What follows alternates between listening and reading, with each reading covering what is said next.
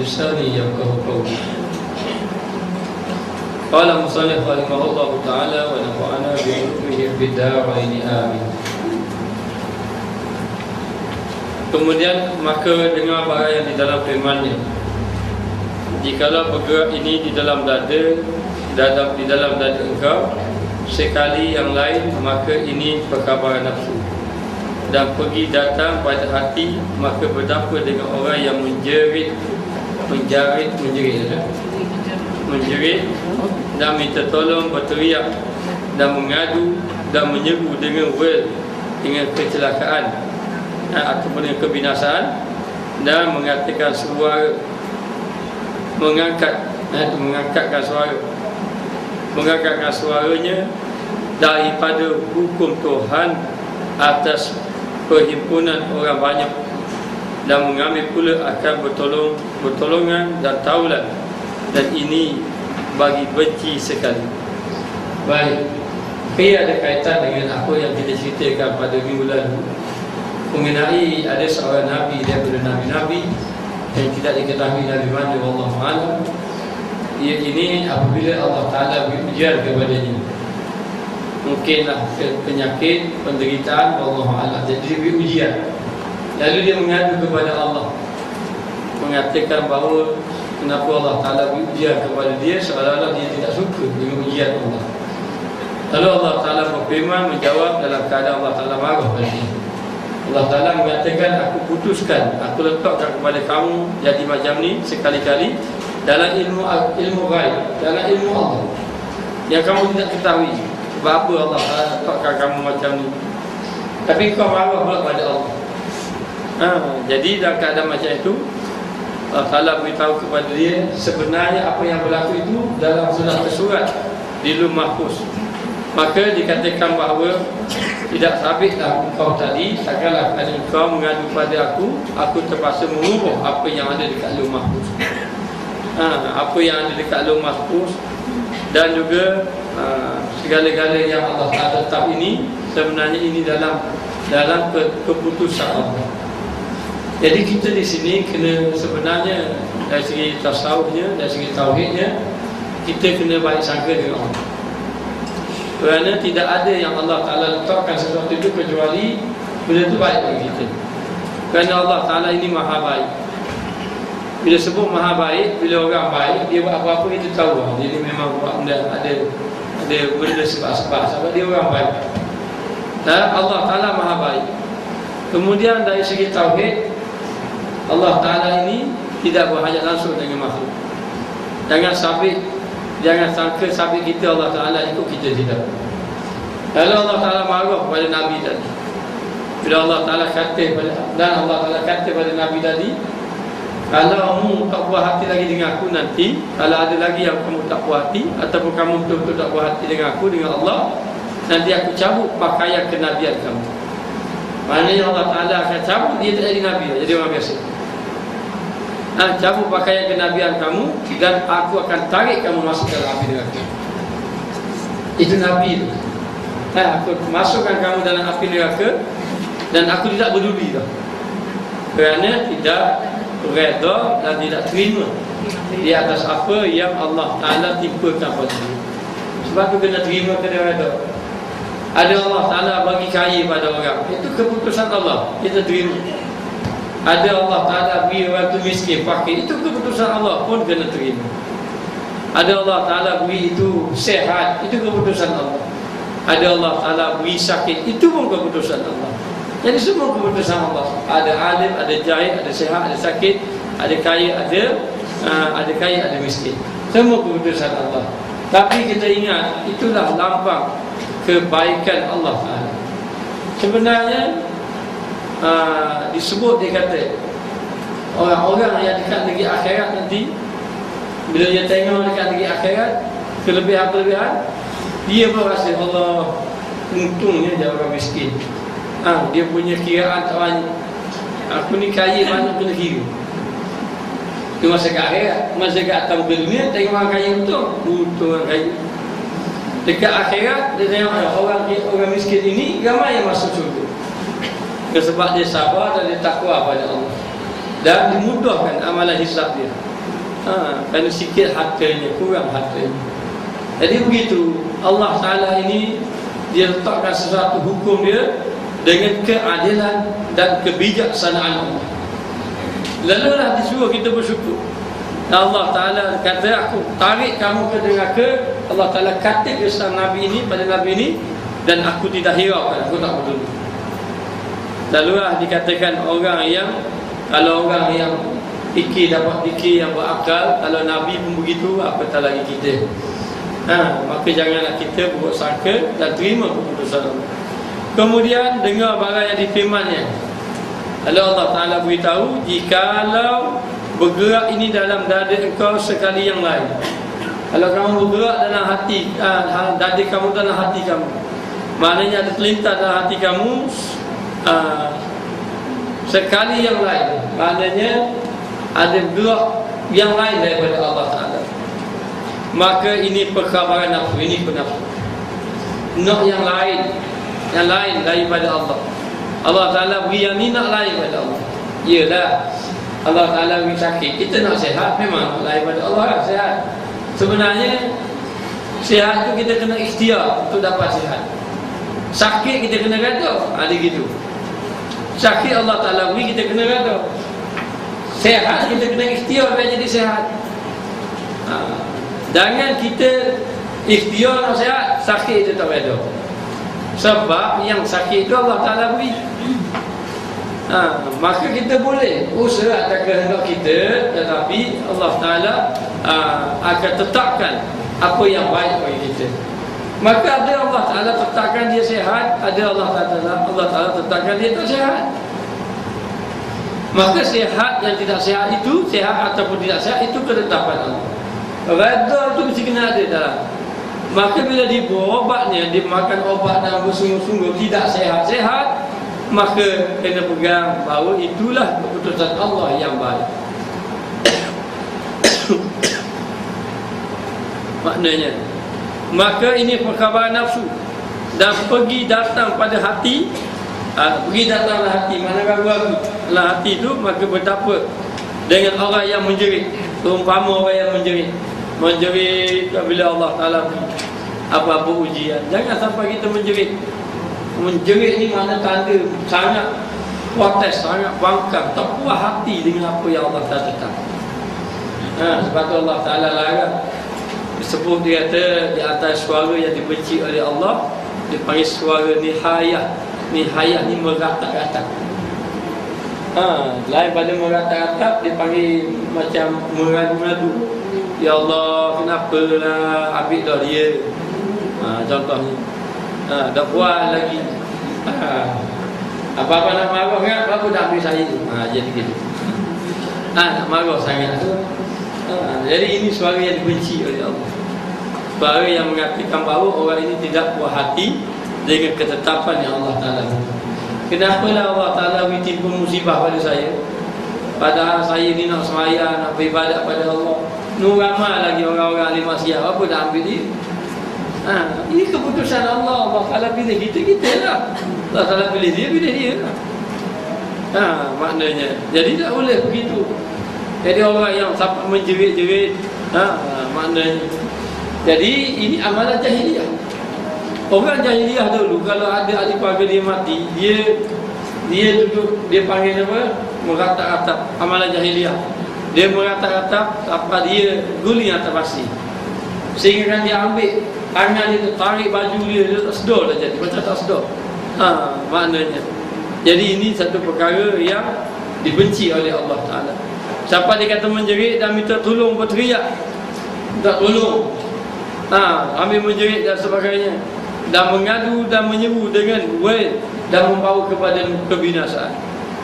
Menyeru dan mengadu kepada wail ni kebinasaan. Akhir sekali membawa kepada binasa.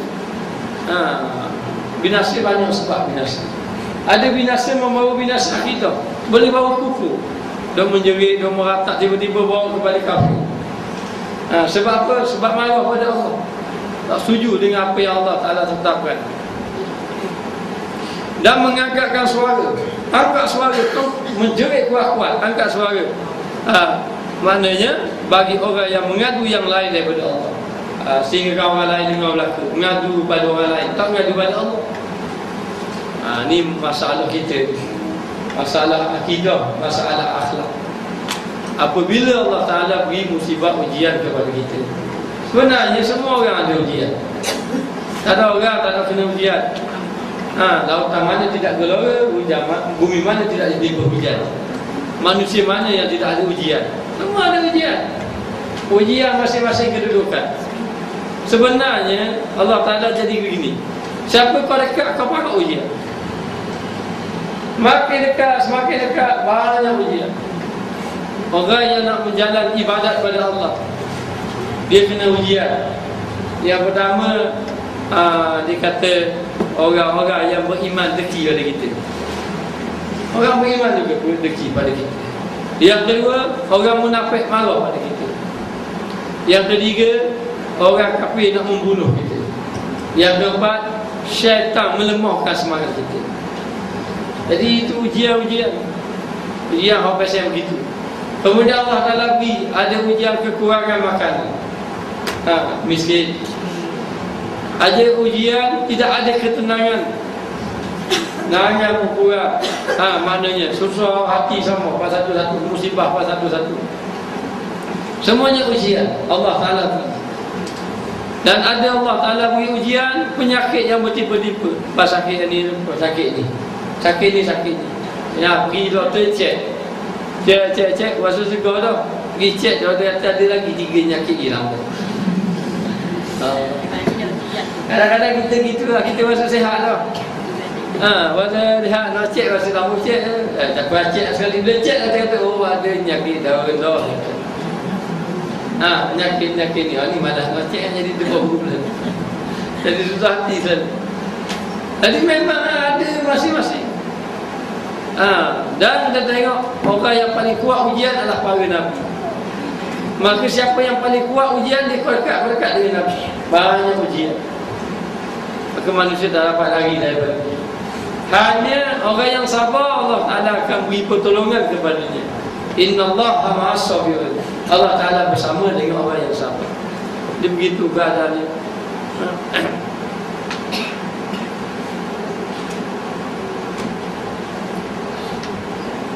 Kemudian dia kata, dan mengangkatkan suara daripada hukum Tuhannya. Mengangkatkan suara daripada hukum Tuhannya, maknanya dia angkat suara, mengatakan sesuatu yang menyalahi daripada hukum Allah, ataupun apa yang telah Allah Ta'ala tetapkan pada dia. Ini apa-apa yang Allah Ta'ala lakukan, ini keputusan Allah, ketetapan Allah Ta'ala. Allah nak tanya masalah, Masya Allah, semua orang ada masalah. Tidak ada orang yang tidak ada masalah, tapi masalah masing-masing. Ini masalah yang ini masalah yang ni. Semua masalah tu duduk pada satu je jawapan dia. Tak apa masalah apa-apa pun. Jawapan dia pada takwa. Ayat dia, wa may yattaqillah yaj'al lahu makhraja. Siapa yang bertakwa kepada Allah, aku jadikan dia jalan keluar. Jadikan jalan keluar. Ada seorang hamba Allah di situ, Allah percaya kepada Allah Allah. Dia kata, saya mari sembahyang di sini, ikut Ustaz Mai Jemaah, satu-satu masalah saya dikeluarkan oleh Allah. Kata dia, wallah, dia kata bersyukurlah kalau benar begitu. Bersyukurlah dengan Allah. Masalah perniagaan dia jatuh teruk ke. Malu mari kuliah, biarlah ada. Sekali pas satu jadi maju molek pada orang lain. Kata ini ketetapan Allah, ujian Allah. Sebab ujian Allah, bila Allah Ta'ala tiba ujian, jalan dia mesti dekat dengan Tuhan. Jangan lari pada Allah. Kerana Allah Ta'ala beri satu-satu musibah tu tujuan yang suruh dekat dengan dia. Baik Allah Ta'ala nak suruh dekat dengan dia. Dan bila sesuatu dekat dengan dia, Allah Ta'ala akan selesaikan masalah itu. Kerana apabila orang ini menjauhkan diri pada Allah, yang pertama Allah Ta'ala beri dia sibuk tak berpanjang, tak menjauhkan diri dengan Allah. Orang yang sibuk berpanjangan jauh pada Allah ni, dia hilang rahmat. Hilang rahmat, kasih sayang Allah Ta'ala, dia jauh daripada rahmat Allah. Yang kedua, Allah Ta'ala beri dia tak ada ketenangan, susah sama. Tenang pun tak ada. Ada dapat harta banyak pun tak tenang hati. Dia nampak dia tenang. Kalau ada dia ni tenang, maknanya harta dah banyak, pangkat dah besar, tapi tak ada ibadat. Kalau dia kata dia tenang, dia nak buat.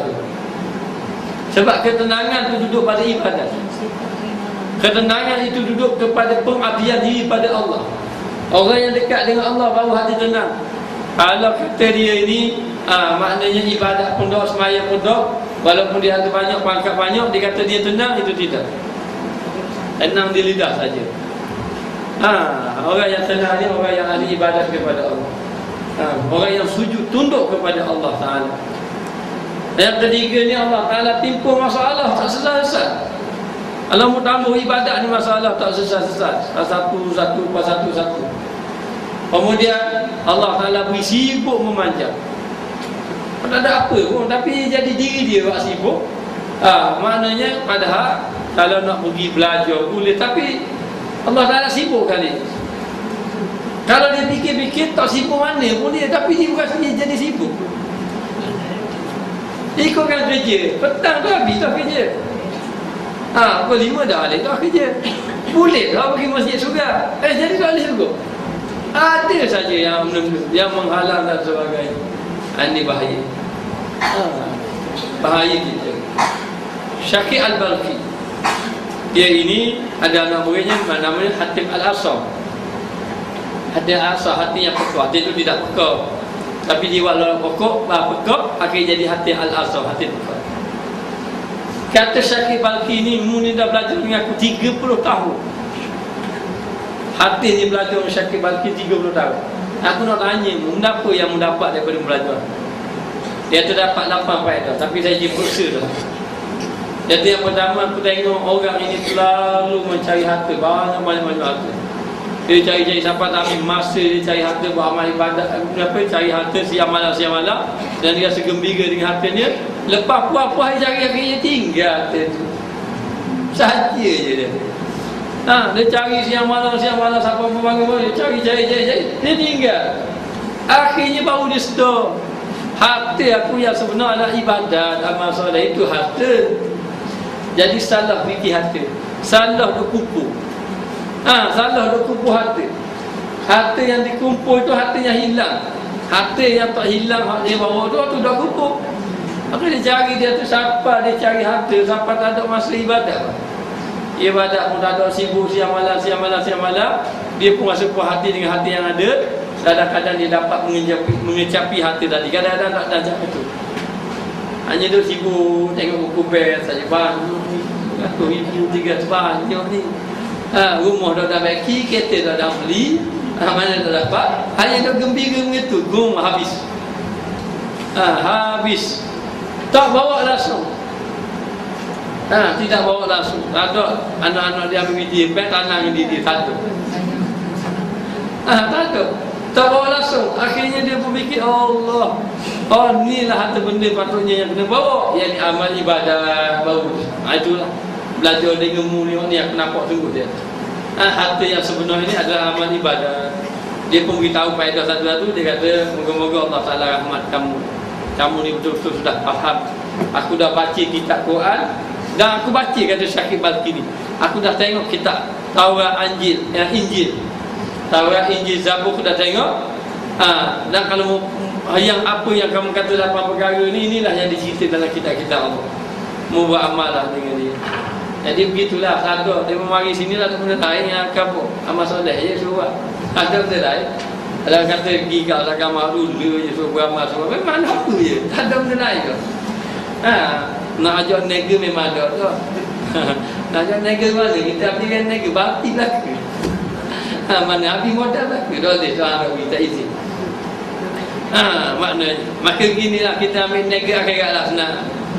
Dengan dunia memang tak jadi, pergi ke nega akhirat. Nega akhirat ni suruh amal soleh, malam bangun malam. Bangun malam beribadah, berzikir, baca Quran dan sebagainya. Itulah yang sebaiknya. Lalu dikatakan bahawa hukum Allah Ta'ala tetap tadi atas perhimpunan orang ramai. Dah khabar orang Allah Ta'ala, saya kena begini, saya kena musibah. Dah khabar orang ni macam Allah. Nak khabar orang ni Allah Ta'ala wahai ke dia.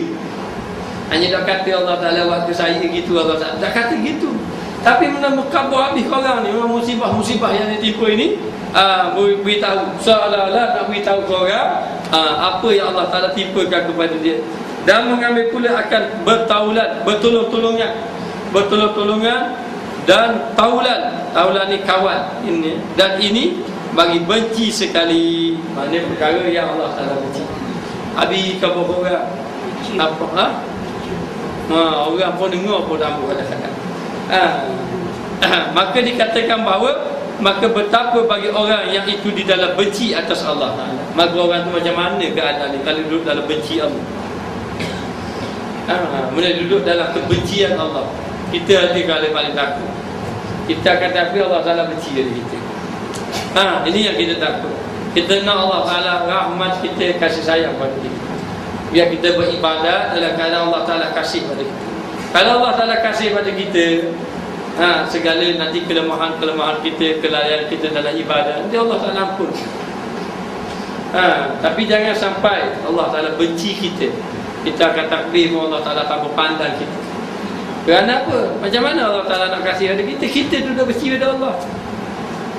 Kita dah benci Allah Ta'ala timpa musibah pada kita. Kita dah benci, kita tak puas hati, kita bersangka dengan Allah. Maknanya sebab tu Allah Ta'ala kata, aku ini mengikut sangkaan hamba aku.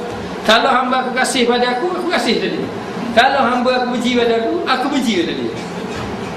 Maka kita kena kasih pada Allah Ta'ala. Allah Ta'ala ni maha baik, maha kasih kepada hamba dia. Lalu dikatakan bagaimana manusia hidup dalam benci Allah? Duduk di dalam kebencian Allah. Habis ibadat, habis. Sebab tu kena jaga ibadat. Jaga ibadat ni bukan dalam mayang je. Kita kalau dalam semayang, perkara batas semayang, ramai jaga. Perkara yang batas semayang, takut bosok. Kalau lepas semayang, tanya ustaz macam mana semayang saya? Dia kata, sah ke? Lega semayang. Mana sah semayang yang lega, suka hati bagi dia. Maknanya, itu bagian semayang sudah jaga bahagian perkara yang rosak semayang ni. Rosak amal ibadat kita. Kita tidak puas hati dengan Allah, kita tak bersyukur dengan nikmat Allah, kita tidak sabar dengan musibah Allah. Benda-benda yang macam ni menyebabkan amal ibadat kita ni terhalang, tertolak oleh Allah. Sebab tu Imam Ghazali jaga, dia suruh jaga, kata jaga apa-apa yang Allah Ta'ala musibah pada kita terima. Tapi yalah, nak sabar tu memang payah. Sabar tu memang payah, tapi kita kena latih, ingatkan dengan Allah. Saya baca dalam tu, kita apa dia kata, Imam Ghazali beritahu, kalau nak suruh kita ni sentiasa ingat Allah tu, yang pertama dia kena banyak zikir sama. Banyak zikir. Banyak zikir. Yang kedua dia kata, kena tahu kisah orang-orang soleh. Tengok orang-orang soleh macam mana. Tengok kisah orang-orang soleh. Yang ketiga, tengok, kena renung balik mengenai nikmat yang Allah Ta'ala beri. Sebab kalau kita sakit, contohnya kita sakit baru, sakit bagi, dah nikmat Allah Ta'ala beri dalam mana dah. Tapi kita ni kalau kena sakit, lupa dah nikmat Allah Ta'ala beri. Sakit. Jadi begitu supaya kita ni ingat pada Allah. Jadi nak ingat pada Allah ya, zikir tu untuk bahagian batin. Ada pun kita dengar kisah-kisah orang dahulu, lepas tu tengok ingat nikmat Allah Ta'ala ini hadzahir. Supaya luar kita kuat dalam kita berdekat dengan Allah Ta'ala. Lalu dikatakan bahawa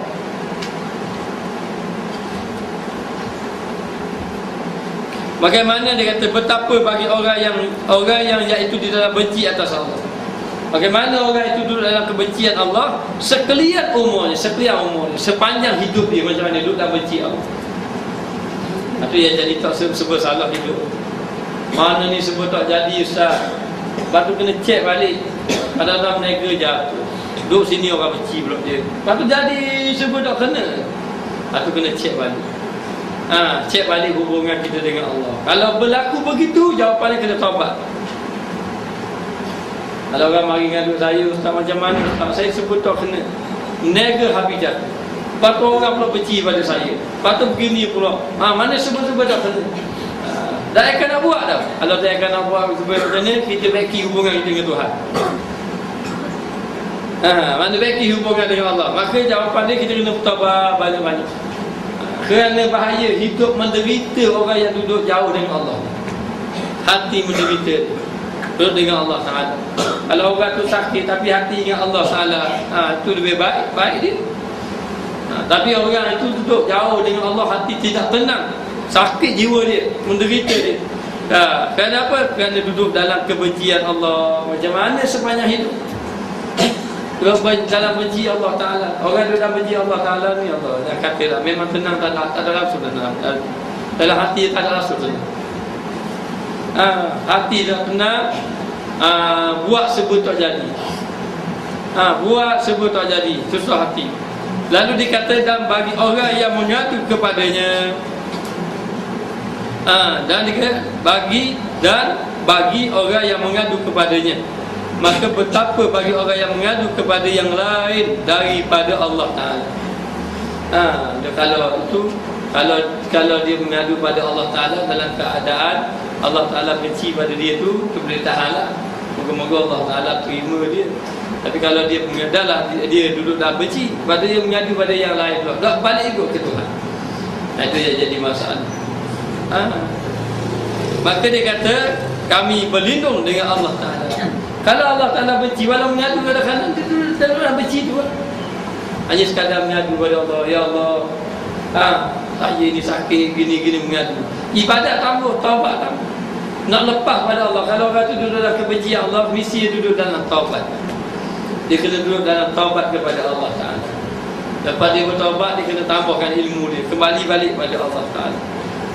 Kembali balik pada Allah Ta'ala, biarlah akhirnya Allah Ta'ala akan kembali kasih. Allah Ta'ala ini maha baik.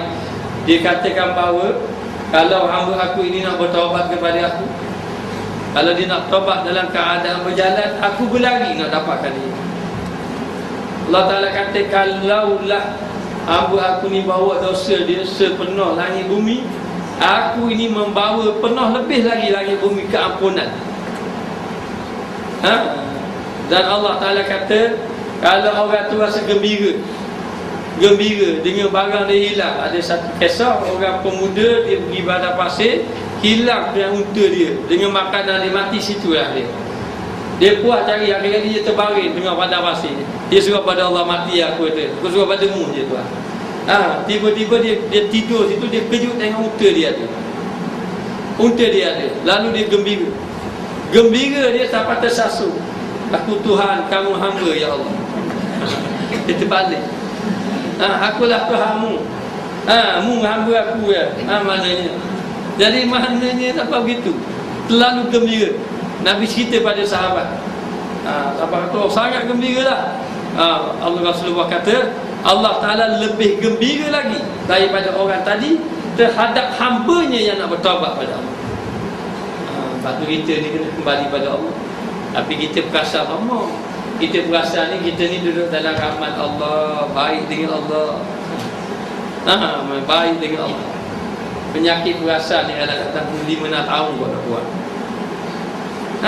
Penyakit perasan tu dah baik, kena dulu lama, zikir banyak-banyak. Lalu dikatakan bahawa kami berlindung dengan Allah daripada kejahatan diri kami. Minta berlindung dengan Allah daripada kejahatan kami. Minta Allah Ta'ala lindung daripada kami buat jahat. Dan minta Allah Ta'ala berlindung daripada kami terjatuh daripada melakukan kejahatan. Bila Allah Ta'ala lindung, kadang-kadang nak buat tak jadi buat. Sama ada saja halangan, akhirnya jadi pun tak buat dulu. Ini dapat perlindungan Allah Ta'ala. Sebab tu kita ni nak minta apa-apa, nak buat apa-apa, kena minta berlindung dengan Allah. Ya Allah Ta'ala beri kekuatan kepada kita. Nak buat ibadat kita juga, tak boleh kita buat amal ibadat kita sendiri dah. Ada kena minta berlindung dengan Allah, minta tolong Allah. Sebab tu nak buat ibadat pun kena doa. Nak bangun semayang malam, kena doa. Alhamdulillah bangun. Ni agak-agak kita main pakai jalan ceng gitu. Doa-doa pun doa lah, mula dah bangun baru kerja Allah ceng. Jadi nak beritahu, tak begitu. Maka betapa bagi orang yang mengadu kepada Allah. Berlindung dengan Allah daripada kejahatan diri kami, dan juga jahat amal kami dan jahat amal. Dia jahat ada dua. Satu jahat, maknanya satu dia panggil jahat hati ni jahat. Yang kedua jahat anggota. Anggota hati ni anggota batin, dua anggota zahir. Anggota zahir memanglah jahat. Maknanya kadang-kadang ambil hak orang, kadang-kadang menipu orang, dan tengok orang tak molek, tengok keaiban orang. Keaiban diri tak mau tengok. Nampak Allah nak tengok keaiban orang memang mudah. Nampak selalu. Patut telinga dengar hak tak molek, itu kejahatan anggota zahir. Lepas tu kejahatan anggota batin. Anggota batin. Jadi anggota batin ini, kalau kita tak beki hak batin, hak zahir tak akan baik. Tapi kalau kita beki yang batin, hak zahir jadi baik. Begitu kaedah dia. Kita beki hati kita. Beki hati kita, bersih hati kita. Jadi hak zahir ini memanglah tangan kita kena buat yang baik, tolong orang. Maknanya mata kita kena tengok juga. Tapi pasti kalau tak beki dia tak jadi baik. Baik, kita jaga anggota kita. Lidah kita mengaji Quran. Mata kita tengok Quran. Alhamdulillah. Tangan kita ni kita masak-masak ke orang juga, ajak buka puasa juga. Kan baik dah lah ke? Tapi hati tak baik, dia mari wujud. Dia mari dia. Aku ni buat amal ibadat bagus hari ni. Dia mari. Sebab apa? Sebab hati tak baik.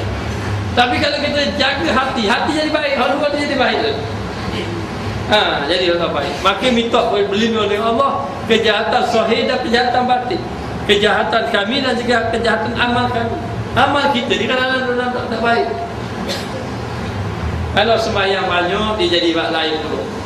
Baca Quran banyak pun begitu juga. Ini yang jadi masalah kepada kita. Nanti minta berlindung. Kita kena minta berlindung.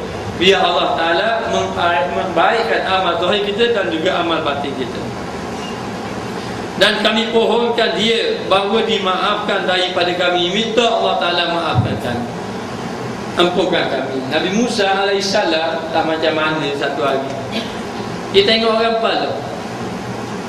Jadi tengok orang bala, satu golongan ini golongan satu bangsa dia, satu kumpulan dia. Satu lagi bangsa orang lain, kalau tidak bangsa Kipti. Macam kita lah tengok orang Melayu dengan Cina bala. Melayu orang pok kita, Cina pok dia. Jadi Nabi Musa ni tengok satu bangsa dia dengan satu bangsa orang lain. Jadi Nabi Musa nak lerahkan. Bila nak lerah tak terima. Orang akan kata dia ni akan sokong ni. Musa ni orang adil. Orang betul-betul. Maknanya dia nak selesaikan masalah. Siapa salah siapa tu. Tapi orang dah buruk sangka dengan dia. Akhir kali orang tak terima. Orang marah ke dia. Tak macam mana dia.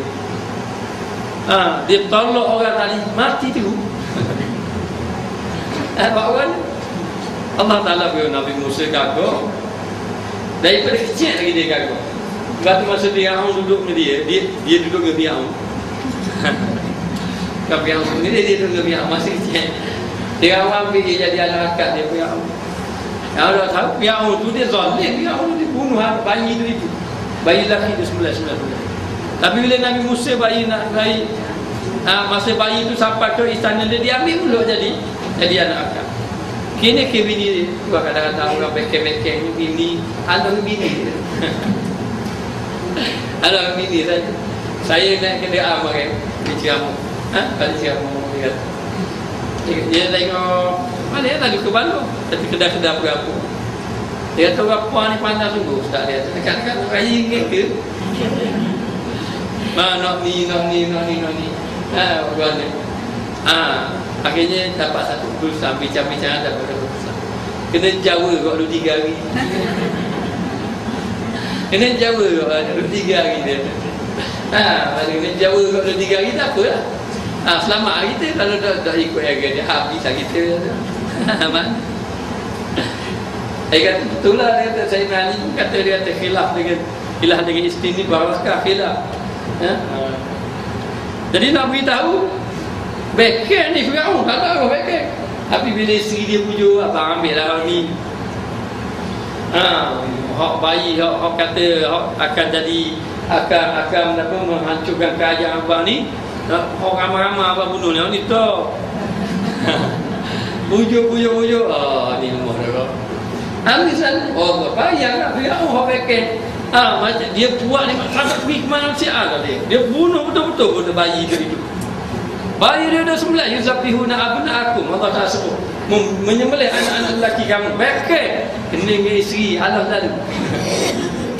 Ambil setara lah. Duduk. Maka Nabi Musa duduk. Maka duduk satu hari. Main duduk cek. Yang pun berakhir duduk cek juga. Main.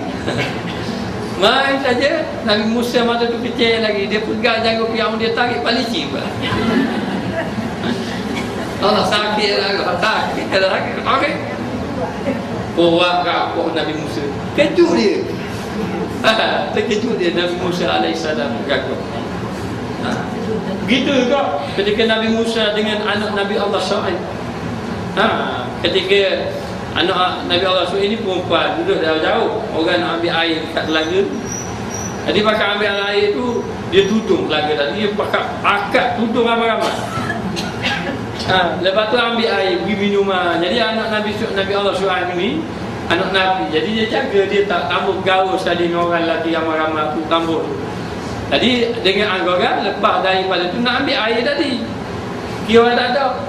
Tapi malangnya bila orang dah ambil air lagi pakai ramai-ramai lagi duduk. Nabi Musa mari akak seorang diri. Orang lain akak ramai-ramai dia akak seorang diri. Itu gagahnya Nabi Musa. Nabi Musa gagah dia. Dia tolak orang tadi mati. Bila tolak orang mati, ya Allah, tak ada akhir ini amalan syaitan. Lalu Nabi Musa menyesal, dia tak suka terang, jadi mati. Lalu Nabi Musa kata, Rabbi zalamtu nafsi faghfirli faghfaralah. Ada sebut dalam Quran. Dia kata, qala Rabbi zalamtu nafsi. Wahai Tuhan, berkata Nabi Musa, Rabbi zalamtu nafsi, ya Tuhanku, aku telah zalimkan diri aku. Awak zalim diri. Jahat di atas perbuatan dia. Lepas tu faghfirli, ampunlah dosaku. Faghfaralah, lalu Allah Ta'ala ampunkan dosa. Kita kata Nabi betul Allah Ta'ala ampunkan dosa. Bukan kata Nabi, kita pun Allah Ta'ala ampun dosa. Siapa-siapa pun Allah Ta'ala ampun dosa. Siapa-siapa saja dosa dia buat, dia minta ampun dengan Allah, Allah Ta'ala ampunkan dosanya. At-taibu minaz zambi kaman la zamba. Orang yang berdosa ini dia minta ampun dengan Allah, maka Allah Ta'ala akan ampunkan dosa. Dia seumpama tak ada dosa. Orang yang bertaubat seumpama tak ada dosa. Lalu Nabi Musa alaihissalam dia pun mengadu pada Allah, ya Allah, aku ni telah zalim diri aku. Nabi Musa kata, Rabbi zalamtu nafsi. Itu ada dalam Quran.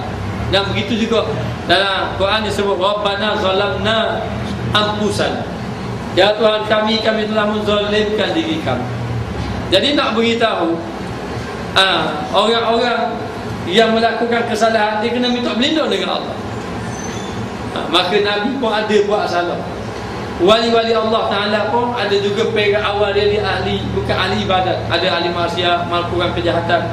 Tapi bila dia bertaubat kembali pada Allah, dia menjadi wali Allah. Jadi orang dekat dengan Allah Ta'ala. Maka minta berlindung dengan Allah. Dan kami pohonkan dia bahawa dimaafkan daripada kami. Jadi minta Allah Ta'ala ampunkan kemaafan kami. Pohon kesalahan yang kami buat diampunkan oleh Allah.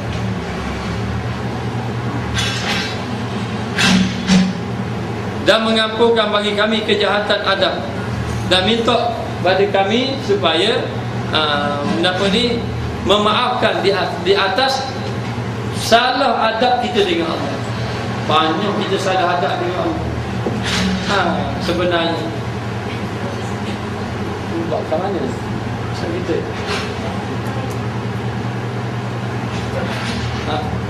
Bahawa ni dia nak buat sini, tapi sini dah siap dah. Sekarang dah tunggu buat tak layak. Sama-sama maka minta Allah Ta'ala ampunkan daripada kejahatan adab. Yang salah adab kita dengan Allah. Kenapa salah adab kita dengan Allah? Banyak. Saya beri contoh sikit. Kita kalau ada musibah, kita tak mengadu pada Allah, kita kapal korang habis ramai-ramai. Habis kapal ramai, tak ada habis jalan, baru minta mayat ajak. Mayat ajak ni the last ending lah. Maknanya dah tak ada tu. Mana tidak ada jalan, tak ada jalan, kita mai aja. Itu pun bukan kita mai aja, ada dulu orang mai aja. Kan salah adab kita dengan Allah. Salah adab kita dengan Allah Ta'ala ini banyak kita salah adab. Maknanya sebab kita kena minta dengan Allah Ta'ala, doa dengan Allah Ta'ala banyak-banyak. Dan kita minta maaf dengan Allah. Ya Allah, maafkan aku di atas salah adab kita dengan Allah. Kita banyak salah adab kita dengan Allah. Dan dibaikkan kami dengan elok. Dan biar Allah Ta'ala mengelokkan kami. Elok tilikan pandangan. Biar Allah Ta'ala elokkan pandangan kami. Biar sentiasa memandang Allah. Biar sentiasa pandangan Allah Ta'ala.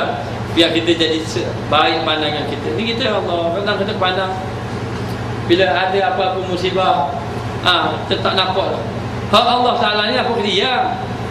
Lepas 2 minggu, 3 minggu baru nampak Allah. Bersabar katanya. Bila 3 minggu, sabar memang sabar. Orang memang boleh sabar kalau lama-lama. Sabar ni dikira bila masa mula-mula kena. Masa mula-mula kena je Allah dia boleh sabar. Itu alhamdulillah. Maknanya maka bahawasanya ia, yakni Allah Ta'ala Arhamar Rahimin, Allah Ta'ala mengasih daripada Maha Pengasih daripada segala yang mengasihi. Kasih Allah Ta'ala pada kita. Jadi kasih Allah ni, Allah Ta'ala kasih dengan cara macam mana? Allah Ta'ala kasih hamba dia dengan cara musibah. Sebab nak dapat syurga ni bukan mudah. Dengan kena melalui macam-macam rintangan, macam-macam halangan. Maka kasih Allah, Allah Ta'ala beri musibah. Musibah tu tak ada kasih, bukan tak ada benci. Supaya apa? Supaya kita dekat dengan Allah Ta'ala. Itu tanda dia. Dan bila Allah Ta'ala beri musibah, nanti Allah Ta'ala ganti ke? Allah Ta'ala beri ilmu. Allah tarik ni, tarik hati. Allah Ta'ala beri sihat kita. Kita tak berasa, tak sihat-sihat kita tak berasa. Allah Ta'ala beri sihat. Dan Allah Ta'ala beri harta tak tarik, sihat tak tarik, tapi Allah Ta'ala beri musibah pada anak-anak pula. Ada orang Allah Ta'ala beri alhamdulillah anak juga pula. Orang-orang lain pula, masyarakat pula tak wahai ke dia pula. Ini mesti gitu je. Masing-masing. Lalu Nabi Ayub alaihissalam semakin kena musibah, semakin kuat ibadat pada Allah. Sampai setan jadi kuasa tu. Kau kuat pula kena. Bila kena musibah, tengok kau kuat pula. Sampai pekat dia lupa jadi manusia biasa. Setan kata, mu ni memang tak ikhlas. Tengok Allah Ta'ala timpa musibah satu musibah, satu musibah. Allahu Akbar, kau main kau ibadat pada Allah. Makin kuat beribadat. Maka demikianlah dikata kita minta berlindung dengan Allah. Maka jika ditanya orang apa makna redha dengan qada Allah, apa makna redha dengan qada Allah, dan hakikatnya yang sebenarnya yang dikatakan redha tadi, yang demikian itu, dan apa hukum redha ini, maka ketahui olehmu bahawasanya adalah ulama, jadi ulama-ulama tasawuf rahimahullah ta'ala berkata, mereka itu berkata para ulama, makna redha itu meninggalkan benci. Redha ini tidak benci dengan keputusan Allah. Itu redha. Apa makna redha? Meninggalkan benci. Maknanya dia tidak benci dengan redha, dengan keputusan Allah. Dan makna benci itu ialah menyebutkan barang yang lain daripada barang yang dihukum oleh Allah. Jadi yang dikatakan benci itu, dia sebut benda yang lain daripada dihukumkan Allah. Jadi nak beritahu, Allah Ta'ala timpakan dia satu musibah. Jadi timpa musibah ini, tapi dia ini nak benda yang lain daripada Allah Ta'ala timpa. Maknanya, lalu dia kata, apalah ya Allah, mu timpakan aku ini sakit. Kalau aku sihat, aku nak buat macam ni. Jadi hak ni Allah Ta'ala beri, tapi dia sebut yang lain pada apa yang Allah Ta'ala tetap. Ini membawa kepada kebencian Allah. Jadi kita kata apa? Kita kata kita kena usaha dia jadi sihat. Apa pun musibah kita kena redha, ketetapan Allah Ta'ala berlaku. Jadi benda ni memang payah. Ada zaman, ada dalam kitab pun saya lupa kisah seorang ibu tadi. Dia ada ibu, dia seorang isteri. Hari orang tengok dia ibadah, tenang saja hati dia. Orang tengok pun tenang. Orang ada masalah tengok muka dia. Tengok masalah tengok dia tenang. Orang yang tenang ini tengok muka dia pun jadi tenang. Orang yang serabut tengok muka dia, kau serabut. Maknanya. Jadi tenang hati dia. Lalu dia kata, aku tengok ni mu ni orang tenang. Mungkin mu ni orang sabar dia tu. Orang mudah tahu musibah yang kena pada aku. Ada orang puang yang orang tengok dia tenang. Dia ada isteri, dia ada suami, dia pada ada anak dia. Jadi satu hari anak dia berasa keluar. Bila anak dia keluar, anak dia hilang. Jadi suami dia pergi cari anak dia. Bila suami dia pergi cari anak dia, tinggal anak dia. Suami cari anak dia. Anak dia masuk dalam hutan. Satu hari anak dia ada buat salah. Jadi mak ayah dia marah. Bila marah anak dia lari masuk hutan sesat. Sesat cari anak, saya tak cari, tiba-tiba tengok tak balik-balik. Dari susah hati suami. Bila susah hati suami pergi cari masuk hutan. Suami pun sesat juga. Bila suami sesat, akhirnya ni dia susah hati, dia pergi cari suami. Dia pergi cari suami, dia tinggal anak dia. Dia tinggal anak dia satu hari. Anak dia pergi ke dapur, masih tinggal tu adalah akhir kali anak dia kena jatuh air panas, rasa tak sedap, mati anak dia. Dia pergi dapatkan bahawa suami dia sudah mati, anak dia sudah mati. Dia pun balik tengok anak dia mati. Suami mati, anak dia mati, anak yang lain pun mati. Habis mati, tinggal di syurga. Tapi dia pasrah, dia serah pada Allah. Biarlah ini keputusan Allah. Sehingga kan dia ni orang tenang saja walaupun dia susah. Tapi ujian dia cukup berat. Kadang-kadang orang yang tenang saja hatinya tu, ujian dia berat. Apa yang menyebabkan jadi tenang? Yang menyebabkan jadi tenang itu redha. Kalau tak ada redha, Masya Allah, habis maknanya susah hati tu. Orang yang tidak redha, yang pertama dia tak tumpu ibadat. Ibadat mana? Dalam keadaan susah hati dia nak tumpu ibadat. Kalau dia tidak redha. Yang kedua, dia ini bukan semakin tenang, kan? Semakin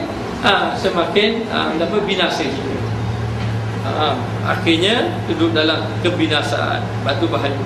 Lalu dikatakan bahawa mara yang lain daripada yang dihukumkan Allah Ta'ala dengan bahawasanya ia terlebih utama dengan dia, yakni lebih utama redha. Ataupun dia sebut, dia kata patutnya dia dapat macam ni, kenapa Allah Ta'ala beri macam ni, maka yang baik dia kena redha lah, biarlah. Maknanya. Dan yang terlebih baik baginya pada barang yang tiada diyakinkan akan binasanya dan tiada dibaiknya, ini syarat padanya, maka ketahui olehmu yang demikian itu. Jadi nak beritahu, apa-apa yang Allah Ta'ala musibahkan kepada kita, kita kena terima lah. Kita kena yakin itu yang paling utama bagi kita. Yakin apa yang Allah Ta'ala beri pada kita ada kebaikan. Kadang-kadang kita nampak 10 tahun akan datang baru nampak. 10 tahun baru nampak. Manusia ni kadang-kadang Allah Ta'ala beri kejayaan satu-satu tu dengan melalui kesusahan. Berapa mana orang-orang yang dulu dia susah akhirnya berjaya. Dia ada orang yang dia susah dulu dia berjaya, dengan sebab berkat kesabaran dia. Dan ada orang yang dia berjaya, tiba-tiba Allah Ta'ala tarik jadi susah. Betul-betul. Dia orang cerita tu orang bagus dia, maknanya. Saya kemarin pergi ada ceramah tu ceramah untuk nak bagi zakat pada fakir miskin. So saya ceramah lah. Perjalanan tu dia kata dia ni bagus, dia orang kaya bagus. Dia pergi rumah orang tengok, dia kata tengok orang susah dia bagi. Dia kata ada seorang muslim, dia ini ada kehidupan baik, tiba-tiba suami dia meninggal, accident. Anak 12 orang masa itu. Serta-merta jadi ibu tunggal, dan dia tak pernah kerja pun, tak ada kerja pun. Dah lama dia jadi suri rumah. Lalu tak macam mana, dia ni menjadi orang yang menerima zakat. Hasil duit zakat berkat. Dia mari fikir dia nak berniaga. Lalu dia buat mana kepek-kepek gitu. Buat kecil-kecilan untuk tangguhan dia. Sampai hari ini dia balik jadi kaya.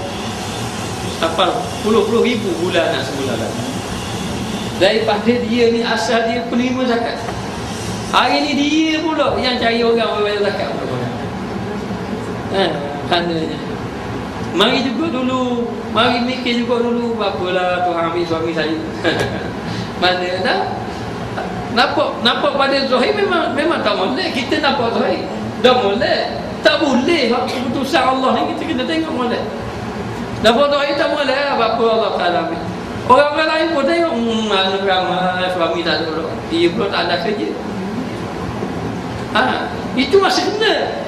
Tapi bila tengok akan datang Allah Ta'ala pergi, Masya Allah, baru tahu baik Allah Ta'ala. Allah Ta'ala maha baik kepada hamba-Nya. Baru kita yakin. Jadi kalau tidak yakin, baru binasa. Macam mana nak datang pertolongan Allah? Dengan awal-awal lagi tak yakin dengan Allah, dengan awal-awal lagi dah buruk sangka dengan Allah. Lalu dikatakan, hendaklah kita ni terimalah hakikat itu yang paling baik. Jadi syarat dia nak jadi orang reda, dia mesti kena yakin dengan apa yang Allah Ta'ala timpa pada dia. Itu utama, itu yang paling baik. Baru boleh jadi reda. Baru reda dengan apa yang Allah Ta'ala tetapkan kepada kita. Maka ketahui, maka jika kau kata tiadakah kejahatan dan ma'asi, ma'asi ni maknanya maksiat, dengan qada Allah Ta'ala, qadanya, maka betapa rada hamba akan kejahatan. Baik, tidakkah kejahatan yang Allah Ta'ala timpa itu, baik maksiat, baik musibah, itu daripada Allah? Memanglah kejahatan itu daripada Allah. Kejahatan itu, tidakkah kejahatan, maksiat, kejahatan itu dengan qada Allah Ta'ala, dengan takdir Allah, ketetapan Allah Ta'ala. Dengan qada bagi kejahatan, tiada dengan kejahatan. Kat mana baca salah? Dengan kadarnya, maka betapa reda hamba akan kejahatan. Bagaimana Allah Ta'ala nak reda dengan kejahatan? Macam mana hamba tu nak reda dengan kejahatan? Sebabkan benda itu benda buruk. Allah Ta'ala reda keburukan. Keburukan. Dan wajib yang demikian itu, dan dengan wajib yang demikian itu, maka ketahui olehmu bahawasanya reda sesungguhnya lazim dengan qada. Mana biarlah, walaupun Allah Ta'ala tetapkan benda itu buruk, tetap kena reda dengan tentang keburukan tadi. Musibah Allah Ta'ala timpa rumah terbakar, banyak cerita. Nak buka puasa rumah terbakar tak kan? Yang ini ada nak sambut raya rumah terbakar pun. Maknanya ujian pasal satu menimpa. Jadi walaupun benda tu tak tu memang kita tambah, siapa nak benda rumah terbakar tambah. Yang kita tambah memang tambah lah, tetapi yang reda kita kena reda daripada Allah Ta'ala. Reda pada satu ketetapan tadi. Maka lazim dengan qada, tetap akan berlaku dengan qada, dan qada bagi kejahatan tiada dengan kejahatan. Dan hanya kejahatan itu, iaitu yang diqadakan akan dia. Maka iaitu kejahatannya, maka tiada dapat diredakan dengan kejahatan itu. Jadi biarlah Allah Ta'ala reda dengan segala keburukan. Allah Ta'ala reda dengan keburukan, maka kita tak boleh reda juga dengan keburukan. Allah Ta'ala reda jahat, memang jahat Allah Ta'ala, tak boleh begitu. Allah Ta'ala benda keburukan, kita pun reda, memang Allah Ta'ala gitu sama, tak boleh gitu. Tak boleh. Allah Ta'ala reda buruk, tapi kita kena terima baik. Buruklah nampak zahir, tapi baik. Tak boleh reda jahat dengan kejahatan. Kena terima. Maka kita kena terima apa yang Allah Ta'ala qadakan keburukan itu, tapi kita kena keluar daripada keburukan tadi. Maka tidak boleh diqadakan keburukan, maka kita terima akan keburukan tadi. Jadi terima keburukan jadi buruk sangka. Buruk sangka pada Allah, jahat sangka pada Allah, tak terima dengan keputusan Allah. Sampai tak terima keputusan Allah ni, habis dalam ibadat itu habis. Ujian Allah Ta'ala habis. Seorang Hasan Ubana, sampai isteri dia tanya, ni macam tak ada perasaan, anak kita mati ya, relax je tenang. Mak dia menangis, isteri dia susah hati, sedih sama. Sedih sama. Dia tengok suami dia relax saja, dia berdakwah macam biasa. Dakwah macam biasa. Lalu dia kata, aku melihat di sisi kita memang tidak ada, tetapi dia ada dengan Allah. Lama ni Allah Ta'ala sendiri kita jaga, tapi hari ni Allah Ta'ala jaga. Allah Ta'ala, maknanya kita lebih suka. Seumpama dia kata anak kita ni tiba-tiba ada orang lebih baik nak jaga, ada orang lebih baik nak ambil, jadi suka lah kata. Ini orang tauhid betul-betul kuat. Kita ni tak berkata. Mengajar memang boleh, baca memang boleh, sarah memang boleh, tapi nak amal tu masalah. Ada orang kalau kena korang, ini ingatlah ni kelompok Tuhan, kita kena kuat, tapi kena korang. Tak apalah, masa kena korang memanglah nasihat. Ada-ada kita lah orang kita punya nasihat orang, mari mikir, sedang aku cakap ni. Kalau kena korang macam-macam, dah tak kena kita gelapah juga. Jadi minta dengan Allah. Sebab tu dia kata kena minta pertolongan dengan Allah, biar jadi orang yang kuat, iman, mantap, iman dekat dengan Allah Ta'ala, orang yakin dengan Allah. Kerana apa? Kadang-kadang dia ujian ni macam-macam. Kita ni nak sapa pada Allah ni macam-macam benda yang kita boleh jatuh naik. Amal ibadat kita ni habis semua dia tak sedar. Amal ibadat kita hilang semua. Kita buat amal ibadat, esok kita riak habis. Habis apa kira lah. Kita dah jaga dah amal ibadat habis dah.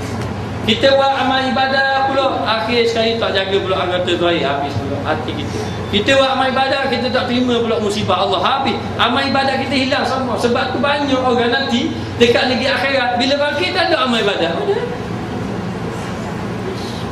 Muflis dia kata.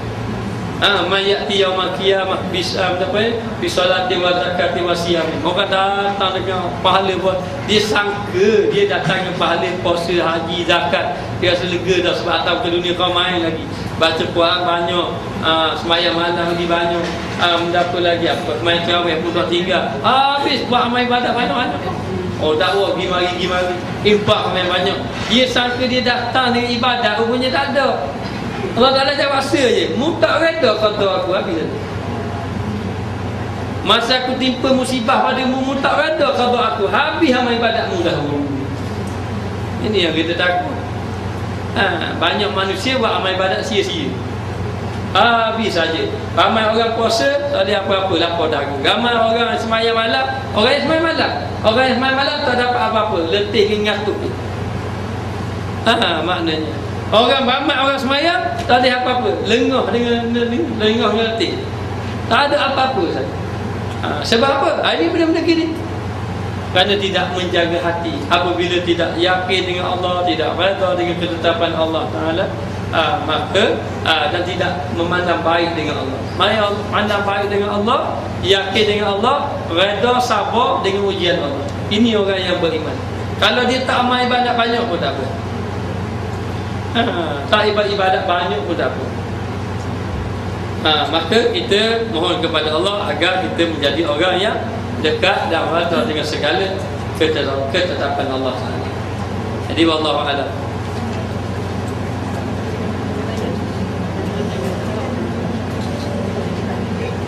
Dan telah berkata syuyukh, nak puasa ni tak boleh banyak-banyak. Bismillahirrahmanirrahim. Rabbana zalamna anfusana wa lam taghfir lana